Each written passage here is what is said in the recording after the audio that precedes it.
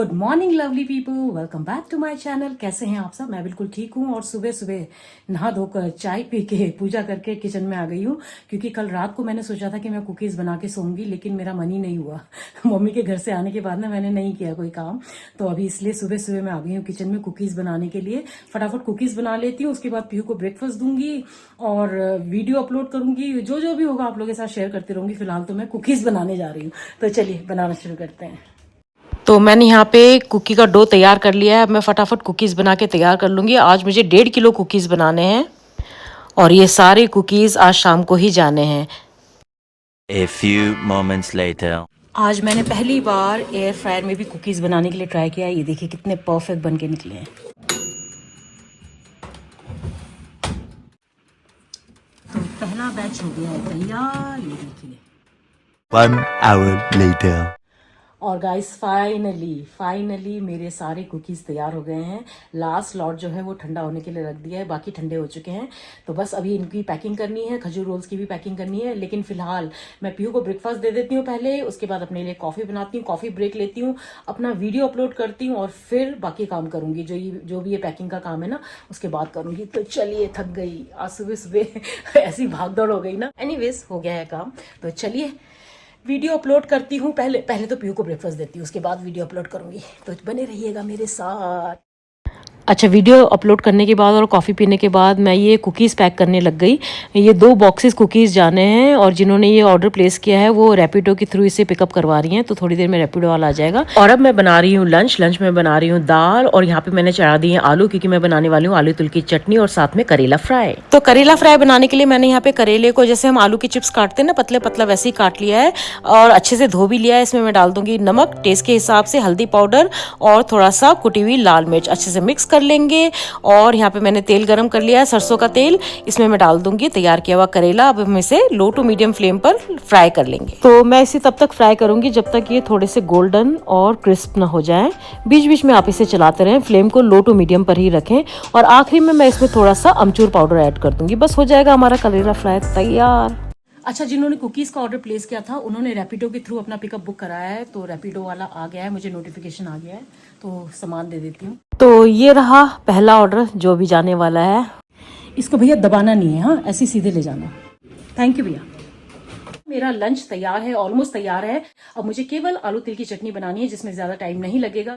और तिल का पाउडर ना, जो रोस्टेड तिल और साबुत लाल मिर्च होता है, उसका पाउडर मैं बनाकर तैयार रखती हूँ एयर टाइट कंटेनर में, क्योंकि ना हमारे में तो ये तिल की चटनी बहुत यूज होती है, तो मैं बनाकर तैयार रखती हूँ। तो मेरे लिए बहुत टाइम बच जाता है इसकी वजह से ना। अगर आपके पास वो तिल का पाउडर पहले से ही तैयार हो तो बस आपने केवल आलू बॉईल करना है और उसमें वो मिक्स करना है, तो बहुत काम आसान हो जाता है। तो बस फटाफट बना लेती हूँ आलू तिल की चटनी, फिर आपसे मिलती हूँ। अच्छा, मैंने ये सेकंड ऑर्डर भी पैक कर दिया है और साथ में ये देखिए आलू तिल की चटनी भी तैयार है। तो ये रही आलू तिल की चटनी और ये रहा करेला फ्राई।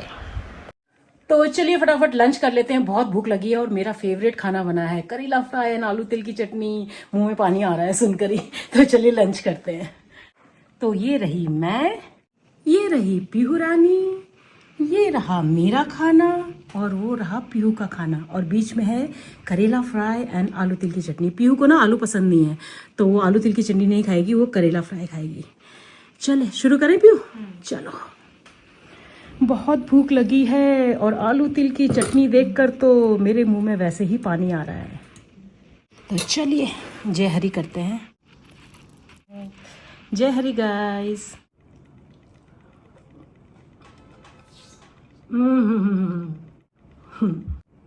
गाइस, मन कर रहा है अपने हाथ खुद चूम लूं। वाह बेला, आलू तिल की चटनी इतनी अमेजिंग बनी है ना, मजा आ गया। तो चलिए लंच कर लेते, फिर आपसे मिलती हूँ। तो अभी मैं जा रही हूँ पीहू को छोड़ने। कितनी क्यूट लग रही है, ये क्या लगा है, कितनी क्यूट सी लग रही है। तो अभी मैं इसको छोड़कर फिर वापस आती हूँ। चलिए, चलो बाय बाय। आना खुद पड़ेगा, हाँ, मुझे काम है। ओके जाओ। ओके गाइज, मैंने अमेजोन से ये ऑर्डर प्लेस किया था, ये मुझे अभी अभी रिसीव हुआ है। ये है एक बुक, और ये बुक अभी तक मैंने जितने भी बुक्स खरीदे ना उनमें से सबसे स्पेशल है, बहुत बहुत बहुत ज़्यादा स्पेशल है। क्यों स्पेशल है? क्योंकि इस किताब में मेरी ज़िंदगी के कुछ अनमोल पल भी जुड़े हुए हैं। इन किताबों के पन्नों में मेरी ज़िंदगी के कुछ अनमोल हिस्से लिखे हुए हैं, तो बहुत ज़्यादा स्पेशल है, मेरे दिल के बहुत करीब है।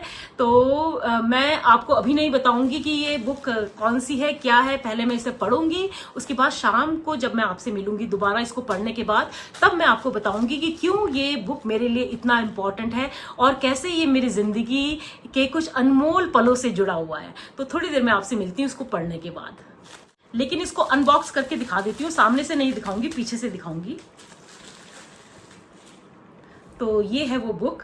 अभी मैं आपसे थोड़ी देर में मिलती हूँ, इसको पूरा पढ़ लेती हूँ। ज़्यादा मोटी नहीं है किताब, तो मुझे लगता है कि 2-2.5 घंटे में ख़त्म हो जाएगी किताब। तो उसके बाद फिर मैं आपको बताऊँगी कि कैसे ये बुक और क्यों ये बुक मेरे लिए इतना स्पेशल है। चलिए मिलती हूँ आपसे थोड़ी देर में। हाय, अच्छा इट्स यू। ओके, तो ये अपना ऑर्डर लेकर जा रहे हैं। ये 1 किलो खजूर roll and 1 packet of cookies. Thank you so much, thank you, bye bye. So guys, I am back and मैंने पूरी किताब पढ़ ली है। मैंने 4:15 या 4:30 बजे से पढ़ना शुरू किया था और 8:15 तक मैंने इसे ख़त्म भी कर दिया था।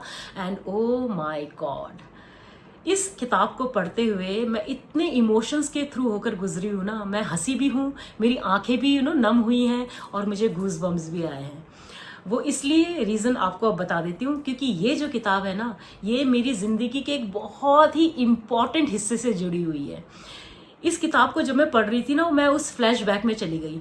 मुझे वो सारी बातें याद आने लगी एंड लिटरली मतलब मेरे चेहरे पर कभी स्माइल आ रही थी, कभी मेरी आंखों में आंसू आ रहे थे, कभी मेरे बिल्कुल रोंगटे खड़े हो रहे थे। तो इतने इमोशंस के थ्रू आज मैं होकर गुजरी हूँ ना कि मैं आपको बता नहीं सकती हूँ।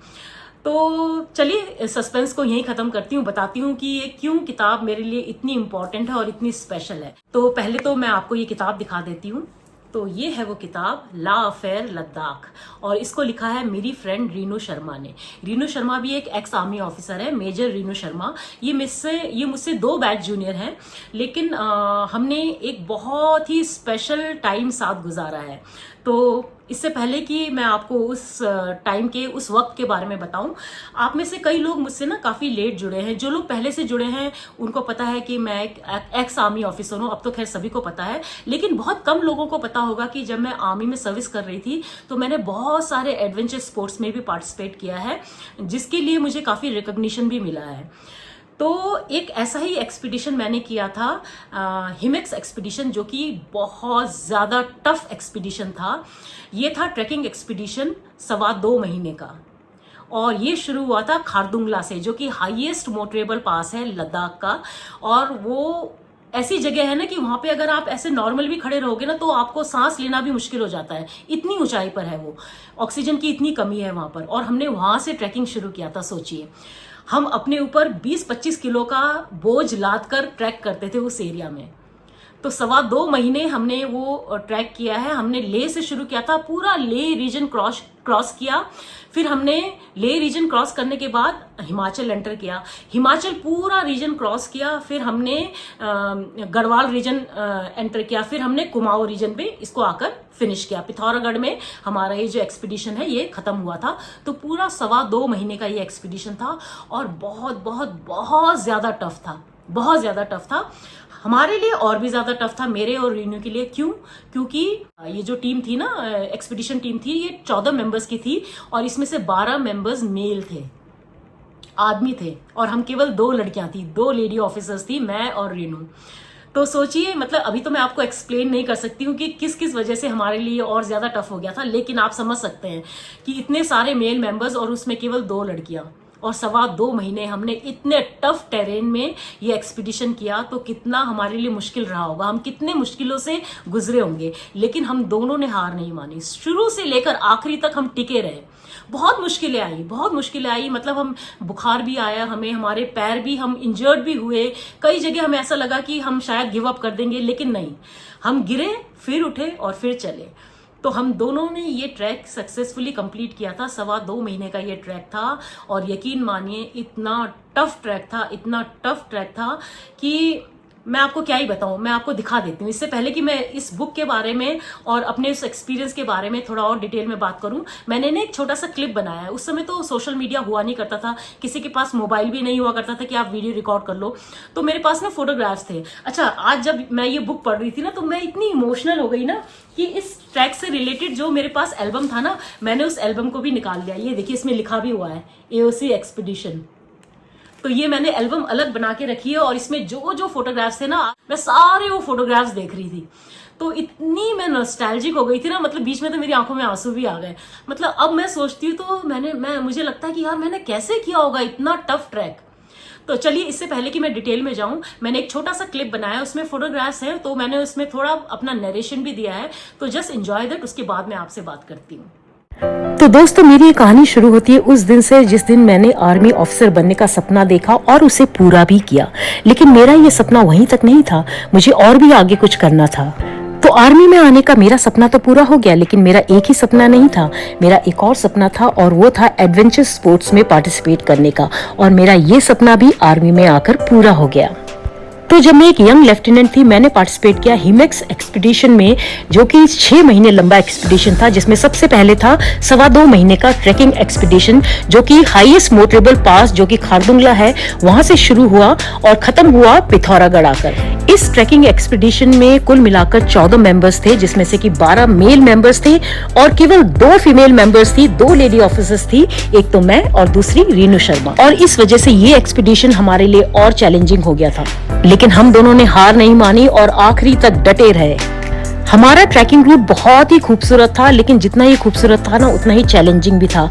हमने कई नदी, नाले, पहाड़ों, बर्फ से भरी पहाड़ों को भी क्रॉस किया। हम रोज सुबह चलना शुरू करते थे और शाम ढलने तक हम चलते ही रहते थे बिना रुके, और रात को खुद अपना टेंट गाड़कर, खुद अपना खाना बनाकर फिर सोते थे। लेकिन इस ट्रैकिंग के दौरान हमें कई ऐसी खूबसूरत जगहें भी देखने को मिली जो शायद अगर हम इस ट्रैकिंग में नहीं आते तो कभी नहीं देख पाते।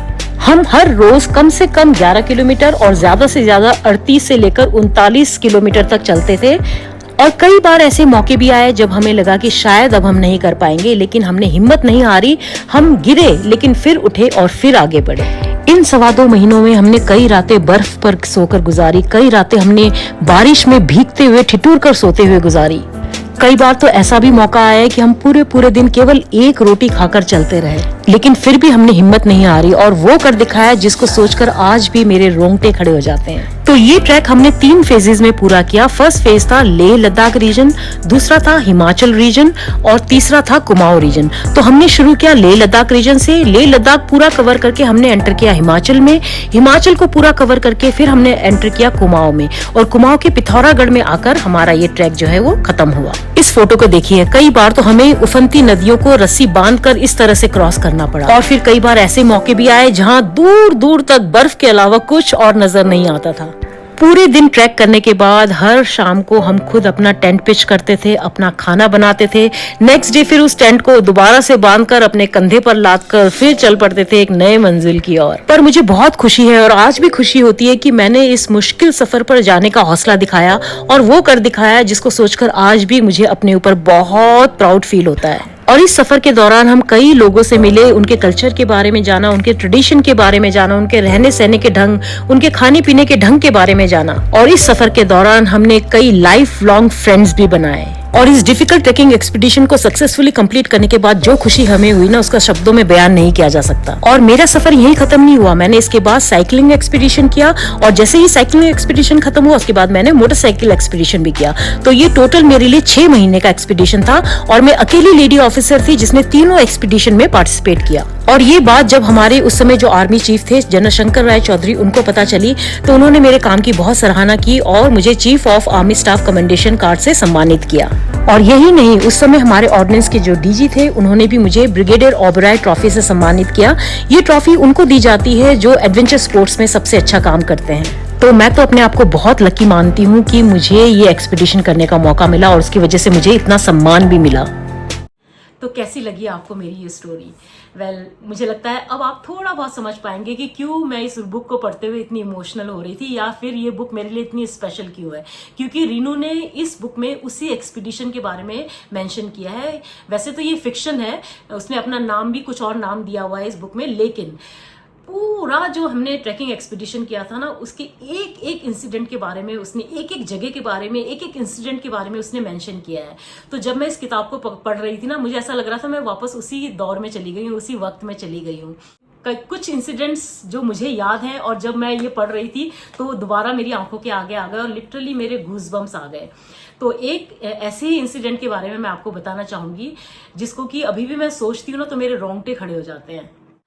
अच्छा, ये जिस पर्टिकुलर इंसिडेंट के बारे में मैं आपको बता रही हूँ ना, ये हरसिल पहुंचने से एक दिन पहले का इंसिडेंट है। तो हरसिल पहुंचने से पहले हमको एक पास क्रॉस करना था, लमखागा पास। और जिस दिन हम वो पास क्रॉस करने वाले थे ना, उसी दिन वहां पे वेदर बहुत खराब हो गया था, मतलब हैवी स्नोफॉल हुआ था उस पास पर। तो हमें मतलब ये अलर्ट आ गया था कि बहुत ज्यादा स्नोफॉल हो रहा है, तो अगर आप रुकना चाहते हैं पीछे तो रुक जाइए, मत क्रॉस कीजिए। लेकिन टीम लीडर ने और सबने फिर फाइनली डिसाइड किया कि नहीं, हम क्रॉस करेंगे। अच्छा, किसी तरह से हम पास मतलब ऊपर तो पहुंच गए और ऊपर ही हमने उस रात को स्टे करना था। इतनी ज्यादा ठंड थी ना उस दिन, इतनी ज्यादा ठंड थी, पता नहीं कितने -डिग्री टेम्परेचर होगा उस समय वहां पे। हैवी स्नोफॉल हो रहा था, कुछ नजर नहीं आ रहा था बाहर। स्नो ब्लिजर्ड टोटल, मतलब वाइट हो रखा था पूरा, हर तरफ कुछ, मतलब सिविलाइजेशन तो खैर वहां पे क्या ही बोलोगे आप, पास था ऊपर टॉप में तो क्या ही सिविलाइजेशन होगा। चारों तरफ बस बर्फ बर्फ बर्फ और घुप अंधेरा, न पीने के लिए पानी, न खाने के लिए राशन।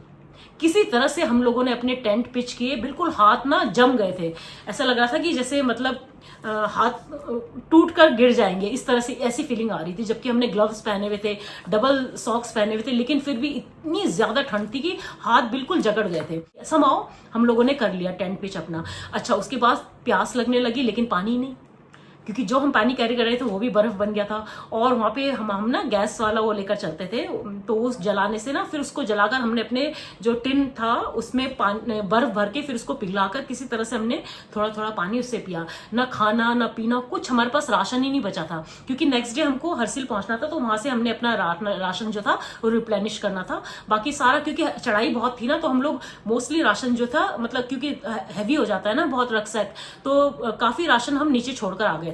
तो बहुत बेयर मिनिमम कैरी कर रहे थे, लेकिन उस समय हमारे पास खाने के लिए भी कुछ नहीं था। और इतना हैवी स्नोफॉल हो रहा था, कुछ नजर नहीं आ रहा था, तूफान आ रहा था, इनफैक्ट बर्फ का तूफान जिसे कहते हैं ना।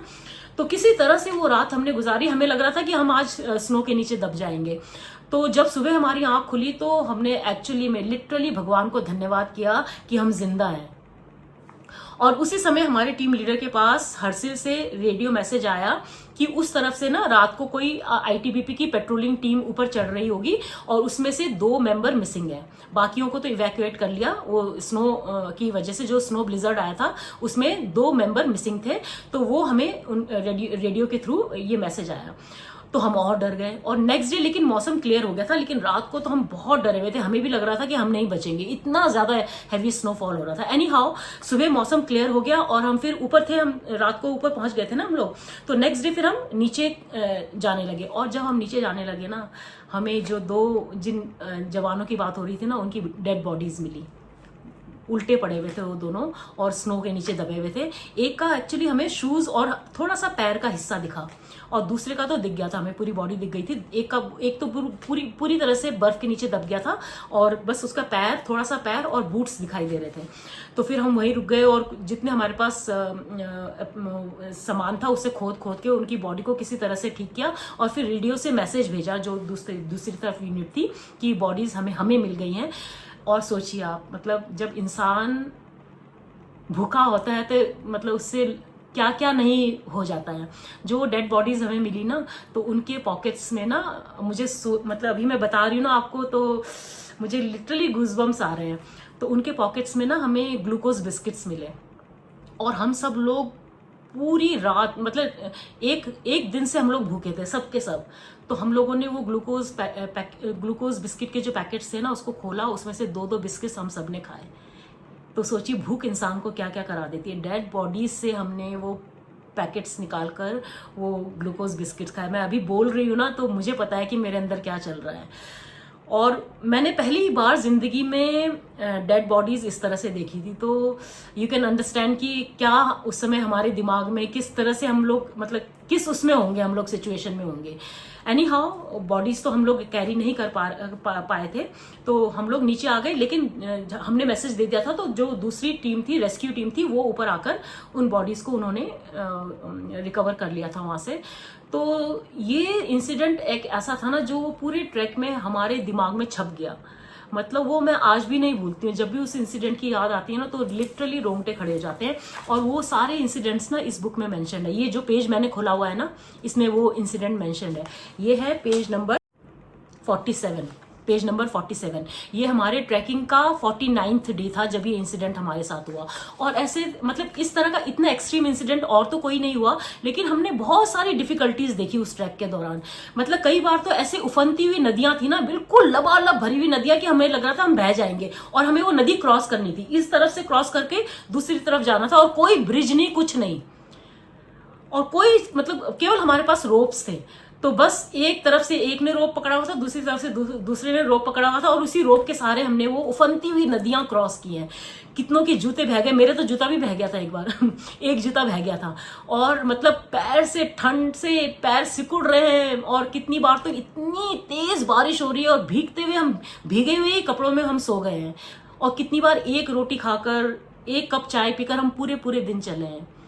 तो हम खुद ही टेंट पिच करते थे, खुद ही अपना खाना बनाते थे। तो बहुत बहुत बहुत मुश्किलें देखी हैं, लेकिन बहुत अच्छी मेमोरीज भी हैं उस ट्रैक की। मतलब मुश्किलें तो बहुत सारी देखी, लेकिन बहुत अच्छी मेमोरीज भी हैं। जब हम, खासकर जब हम ले के थ्रू हम ट्रैक कर रहे थे ना, तो जितने भी गांव हमें मिले ना, छोटे छोटे गांव हमें मिलते थे रास्ते में, वहां के लोग इतने प्यारे, इतने वेलकमिंग, मतलब मैं आपको क्या ही बताऊं।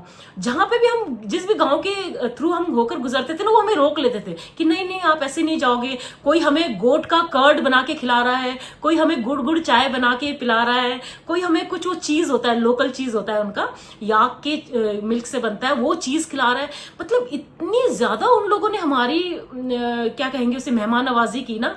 तो ये अच्छे चीजें भी देखने को मिली हमें, और बहुत एक मतलब एक अलग ही तरह का एक्सपीरियंस था। तो ये 2.25 महीने का ट्रैक था, और जब तक हमने वो ट्रैक खत्म किया ना, हमारी शक्ल तो क्या ही पूछो क्या ही हो गई थी, पहचानना ही मुश्किल हो गया था खुद को। पूरे 2.25 महीने तो खुद को देखा नहीं, आईना उईना तो क्या ही था, कुछ भी नहीं था हमारे पास। 2.25 महीने के बाद जब खुद को देखा ना, खुद को ही नहीं पहचान पा रही थी मैं, इतनी शक्ल चेंज हो गई थी। लेकिन एक बहुत ही बढ़िया एक्सपीरियंस था। और जब हमने वो पिथौरागढ़ में जब हमने वो ट्रैकिंग खत्म की, तो मेरे लिए वो ट्रैकिंग, मेरे लिए वो एक्सपीडिशन खत्म नहीं हुआ था। रीनू का एक्सपीडिशन वहीं खत्म हो गया था, उसने केवल ट्रैकिंग की थी। लेकिन वो ट्रैकिंग एक्सपीडिशन जिस दिन खत्म हुआ, उसके नेक्स्ट डे मेरी साइकिलिंग एक्सपीडिशन शुरू हो गई थी। पिथौरागढ़ से लेकर दिल्ली तक मैंने साइकिलिंग एक्सपीडिशन भी किया। वो ट्रैकिंग 2.25 महीने का ट्रैकिंग एक्सपीडिशन करने के बाद मैंने 12 दिन का साइकिलिंग एक्सपीडिशन किया दिल्ली तक। फिर दिल्ली से सिकंदराबाद तक मैंने मोटरसाइकिल एक्सपीडिशन किया। तो ये मेरे लिए 6 महीने का एक्सपीडिशन था, और मैं अकेली लेडी ऑफिसर थी जिसने तीनों एक्सपीडिशन में एक के बाद एक पार्टिसिपेट किया था। तो जब हम दिल्ली पहुंचे थे ना, साइकिलिंग एक्सपीडिशन खत्म करके मोटरसाइकिल एक्सपीडिशन को शुरू करने के लिए, तो उस समय जो आर्मी चीफ थे जनरल शंकर राय चौधरी, वो आए थे हमें फ्लैग ऑफ करने के लिए। तो उनका हमारा इंट्रोडक्शन चल रहा था। तो जब वो मेरे पास आए, तो टीम लीडर ने बताया कि she is the only lady officer, ये अकेली लेडी ऑफिसर है जिन्होंने तीनों एक्सपीडिशन में पार्टिसिपेट किया है।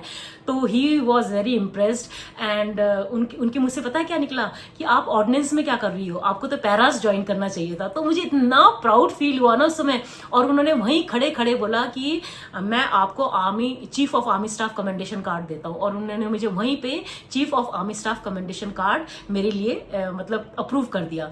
तो वो मेरे लिए सबसे प्राउड मोमेंट है, आज तक का सबसे प्राउड मोमेंट, कि आर्मी चीफ ने खुद मेरे लिए chief of army staff commendation card approve किया। खैर एनीवेज, उसके बाद फिर मुझे ऑर्डिनेंस की तरफ से ब्रिगेडियर ऑबराय ट्रॉफी भी मिला। तो बहुत रिकॉग्निशन मिला इस एक्सपीडिशन की वजह से। तो जब ये मैं बुक पढ़ रही हूँ, तो ये रीनू ने ना एक्चुअली ये बुक कोविड के टाइम में लिखी, क्योंकि रीनू की आदत थी, जब हम ट्रैकिंग कर रहे थे ना, वो ना डायरी लिखती रहती थी। डायरी में वो रोज रोज का इंसिडेंट वो लिखती रहती थी, कि आज हमने ये किया, आज हमने इतना डिस्टेंस कवर किया, आज हमारे साथ ये मुश्किल हुई। मतलब जो जब भी होता था ना, वो पूरा डायरी में वो लिखती रहती थी। तो वो डायरी उसके पास होगी। तो कोविड के टाइम में उसने ये लिए बुक पब्लिश की अपनी। तो फिर उसने मुझे कुछ दिन पहले मुझे कॉल किया कि मैम मेरी बुक पब्लिश हुई है और मैंने उसी एक्सपीडिशन के बारे में वो बुक लिखी है, तो आप प्लीज पढ़ना। तो मैंने उसी दिन इसका ऑर्डर प्लेस कर दिया था और ये मेरे पास आज ही पहुंची थी बुक, और आज ही मैंने ये पूरी पढ़ डाली। उसके बाद मैंने रीनू को फोन भी किया, तो इसमें ना उसने अपना नाम मिराया रखा है, तो मैंने उसको बोला हेलो मिराया तो वो बड़ी हंसने लगी जोर जोर से, और फिर हमने इतनी देर बातें की ना, आज हम वही सारी बातें फिर करने लगे एक्सपीडिशन की ना। तो एक बहुत ही अनफॉरगेटेबल इवेंट था वो, जो हम जिंदगी में कभी नहीं भूल सकते, और ये बुक भी मेरे लिए बहुत बहुत बहुत स्पेशल रहेगा। तो इस बुक का जो लिंक है ना वो मैं डिस्क्रिप्शन बॉक्स में डाल दूंगी, अगर आप चाहते हैं इस बुक को पढ़ना। इस बुक में मेरी जिंदगी का एक बहुत अहम हिस्सा जुड़ा हुआ है, मेरी जिंदगी का एक बहुत अहम हिस्सा इस बुक से जुड़ा हुआ है। तो अगर आप जानना चाहते हो उस अहम हिस्से को, तो लिंक में क्लिक करके आप इस बुक को परचेज कर सकते हैं अमेजोन के थ्रू। तो बस यही बात आप लोगों को बतानी थी। मतलब आज तो मैं बहुत ज्यादा इमोशनल हो गई थी।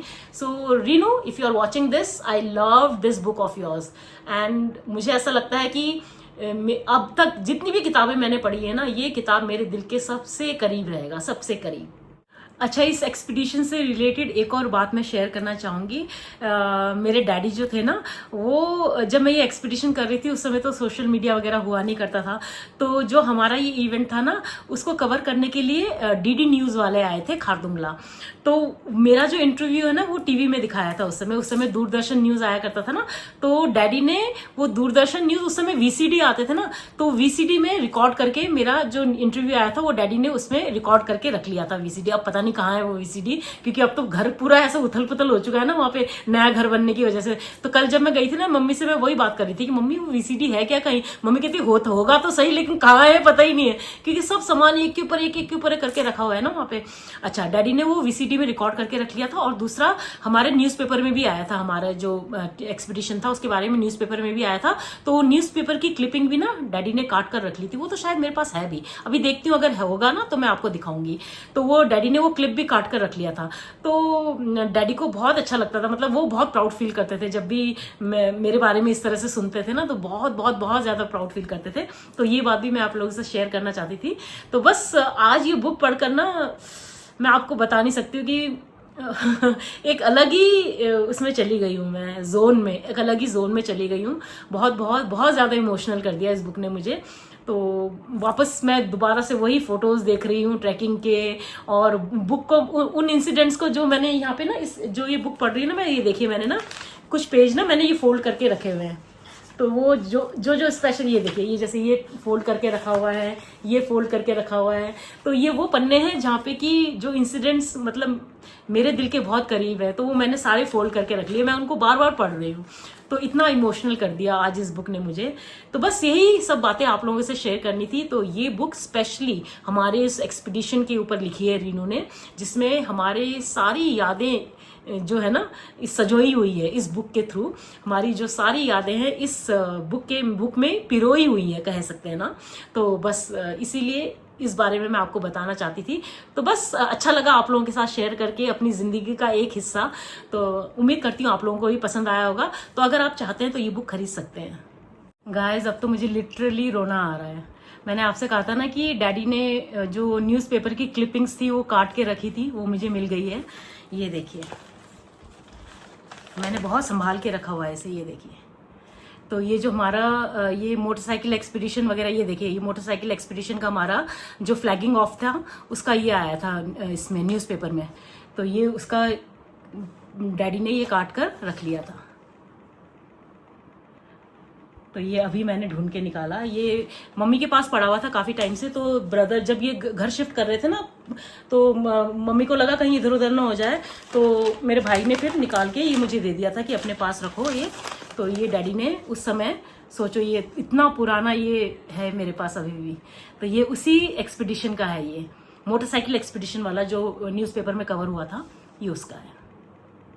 तो आज तो लिटरली मतलब मुझे समझ ही नहीं आ रहा है कि मैं कैसे एक्सप्रेस करूं अपनी फीलिंग्स, जो जिस फीलिंग्स के थ्रू मैं अभी गुजर रही हूँ।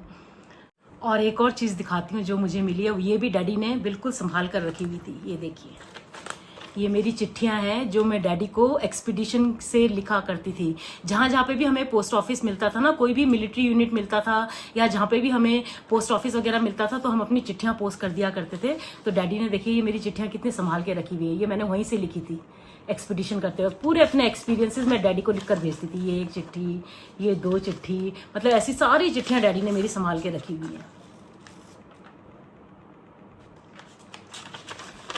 मतलब आज तो मैं लिटरली रोने का मन हो रहा है। सो गाइज आज मैं इतनी इमोशनल हो गई हूँ ना, आई जस्ट होप कि मैं भावनाओं में नहीं बह गई और आप लोगों को बहुत ज़्यादा बोर नहीं कर दिया।